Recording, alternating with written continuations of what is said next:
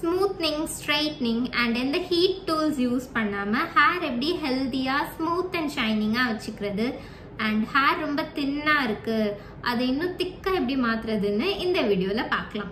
Hello gorgeous, நான் உங்க Jenisha and welcome to my channel.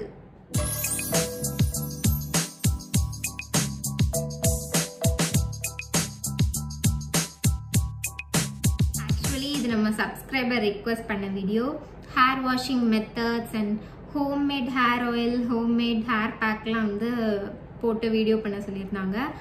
இது வந்து நான் வந்து எதுவுமே டிஐஒய் பண்ணுறது இல்லை, நான் வீட்டில் எதுவுமே டிஐஒயாக பண்ணுறது இல்லை. இது நான் என்னோட ஸ்டைலில் எப்படி பண்ணுறேன், நான் இந்த மாதிரி வந்து hair pack and hair oil, hair washing மெத்தட்ஸ்லாம் நான் எப்படி பண்ணுறேன்னு இந்த வீடியோவில் நான் காமிக்கிறேன். when I was studying 10th standard என்னோட முடி ரொம்ப தின்னாக இருக்கும், லிட்ரலி வந்து இவ்வளோதான் இருக்கும் ஒரு பின்னலே. அது எனக்கு அப்போ ரொம்ப கஷ்டமாக இருந்துச்சு, ஏன் என்னோட ஹேர் மட்டும் இவ்வளோ தின்னாக இருக்குது அப்படின்னு. அதுக்கப்புறம் நான் நிறைய ட்ரை பண்ணிட்டேன், நிறைய டிஐஒய் எல்லாமே நான் ட்ரை பண்ணேன், எனக்கு எதுவுமே ஒர்க் ஆகலை.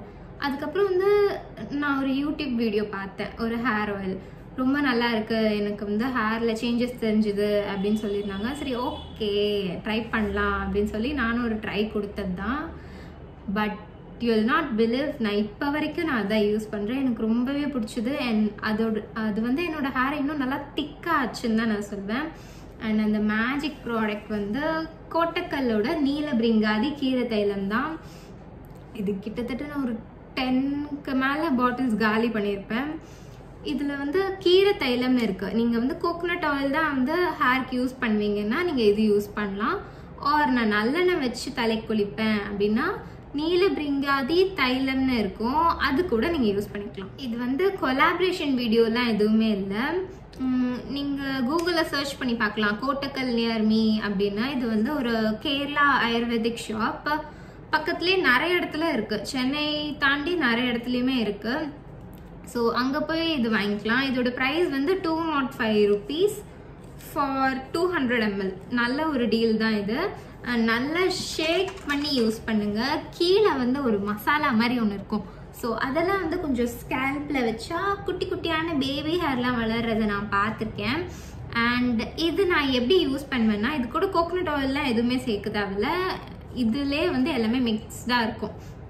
ஸோ கொஞ்சம் உங்களோட ஹேருக்கு ஏற்றபடி கொஞ்சம் ஆயில் எடுத்துட்டு அதுக்கப்புறம் அதை லைட்டாக கொஞ்சம் சூடு பண்ணிவிட்டு அதுக்கப்புறம் நல்ல மசாஜ் கொடுக்கணும். ஒரு உங்களுக்கு டைம் இருந்ததுன்னா நல்லா ஒரு 1/2 hour கிட்ட நல்லா ஊற வச்சு மசாஜ் பண்ணி அதுக்கப்புறம் குளிச்சிங்கன்னா நல்லா ஹேரும் நல்லா ஷைனிங்காக இருக்கும், ஹெல்த்தியாக இருக்கும்.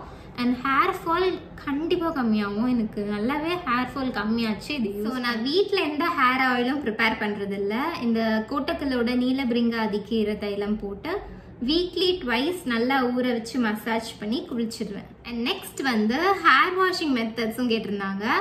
அதுக்கு வந்து நான் இந்த மாதிரி ஹேர் ஆயில் வச்சு மசாஜ் பண்ணி குளிச்சிடுவேன். அதுக்கு வந்து இந்த ஷாம்பு யூஸ் பண்ணுவேன், பைஃபேஸோட ஷாம்பு யூஸ் பண்ணுவேன்.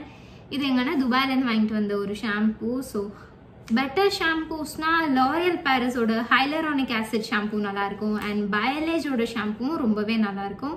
ஸோ அதை வந்து ஃபுல்லாக கொஞ்சம் நிறைய தண்ணி வச்சு அப்படிலாம் நான் டைல்யூட் பண்ண மாட்டேன், கொஞ்சம் ஒரு 2 பம்ப் ஷாம்பு எடுத்துட்டு அப்புறம் அதே லெவலுக்கு கொஞ்சம் தண்ணி ஊற்றி மிக்ஸ் பண்ணி ஃபுல் ஹேருக்கும் நான் ஷாம்பு போடுவேன். ஏன்னா நான் இங்கே எல்லாமும் எண்ணெய் வைப்பேன், ஸோ இங்கே நான் ஷாம்பு போடலைன்னா கண்டிப்பாக எனக்கு ஆயிலி ஆகும். ஸோ சொல்லுவாங்க ஹேருக்கு ஷாம்பு போடக்கூடாதுன்னு, ஆனால் வந்து ஷாம்பு போட்டு தான் ஆகணும், ஏன்னா நான் வந்து ஃபுல் ஹேருக்கு எண்ணெய் வைக்கிறதுனால. உங்களோட ப்ரிஃபரன்ஸ் படி நீங்கள் குளிச்சிக்கலாம். ஸோ நான் இப்படி தான் பண்ணுவேன். அண்ட் நல்லா இங்கே வரைக்கும் ஷாம்பு போடுறதுனால ஹேர் ட்ரை ஆகிடும். ஸோ அதுக்காக நான் கொஞ்சம் நல்லா அந்த தண்ணியெல்லாம் ஸ்க்வீஸ் அவுட் பண்ணிவிட்டு சென்ட் பொட்டானிக்காவோட prokeratin and argan oil conditioner use பண்ணுவேன். கொஞ்சம் தண்ணி ஸ்க்வீஸ் பண்ணதுக்கு அப்புறமா கண்டிஷ்னர் யூஸ் பண்ணுங்கள், அப்படியே பண்ண வேண்டாம். கண்டிஷ்னர் வந்து ஒரு 10 minutes கொஞ்சம் நல்லா அப்படியே விட்டு வாஷ் பண்ணிங்கன்னா கண்டிப்பாக செம்ம ஸ்மூத்தாக கிடைக்கும். ஹேர் ரொம்ப ரஃப்பாலாம் இருக்கவே இருக்காது, நம்ம ஷாம்பு இப்படி போட்டிருக்கோம் அப்படின்லாம். நான் எப்போவுமே இது யூஸ் பண்ணுறதுனால எனக்கு நல்லா கொஞ்சம் சாஃப்டாக மேனேஜபிளாகவே இருக்குது. இன்னொரு ஸ்டெப் மறந்துட்டேன், ஷாம்பு போட்டு நல்லா லேதர் பண்ணிவிட்டு ஸ்கேல்பில் வந்து இந்த ஸ்கேல்ப் மசாஜர் வச்சு கொஞ்சம் நல்லா மசாஜ் பண்ணுவேன். ஸோ நம்ம அப்படி பண்ணுறதுனால ஹேருக்கு ஒரு நல்ல பிளட் சர்க்குலேஷனும் கிடைக்கும்.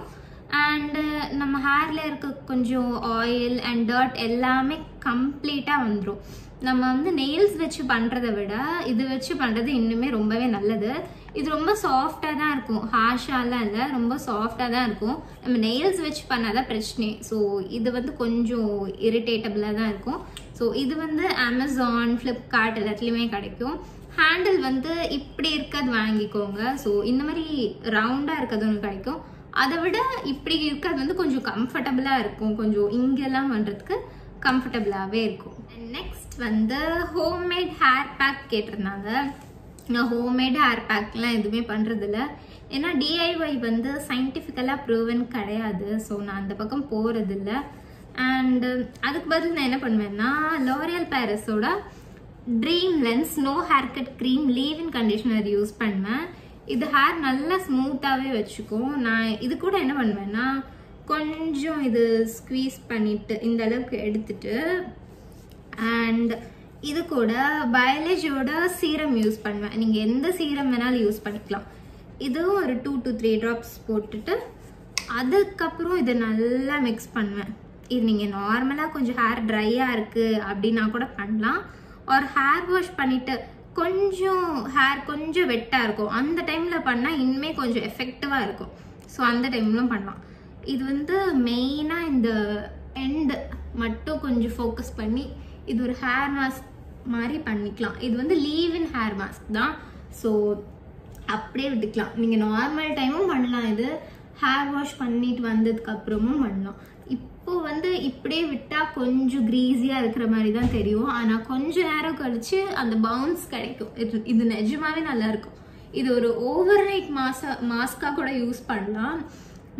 லாரியல் பாரிஸில் வந்து இன்னொரு ப்ராடக்ட் கிடைக்கும், இந்த ஓவர் நைட் க்ரீம்னு. அதுவுமே நல்லாயிருக்கும். அதுவும் இந்த மாதிரி தான். நீங்கள் இது ட்ரை பண்ணலாம், அது கூட ட்ரை பண்ணி பார்க்கலாம். இப்போ நான் இது ஃபுல் ஹேருக்கு போட்டுட்டேன். இன்னும் கொஞ்சம் இது ட்ரை ஆகணும். அண்ட் இதுதான் நான் பண்ணுற ஹேர் மாஸ்க் அண்ட் நான் யூஸ் பண்ணுற hair oil and hair washing methods. இந்த வீடியோ உங்களுக்கு ரொம்பவே யூஸ்ஃபுல்லாக இருந்திருக்கும்னு நினைக்கிறேன். இன்னும் நிறைய skin care, makeup and hair care வீடியோஸ்லாம் வேணும்னா சேனல் சப்ஸ்கிரைப் பண்ணி வச்சுக்கோங்க. அது உங்களுக்கு ரொம்பவே யூஸ்ஃபுல்லாக இருக்கும். தேங்க்யூ ஃபார் வாட்சிங். பாய்.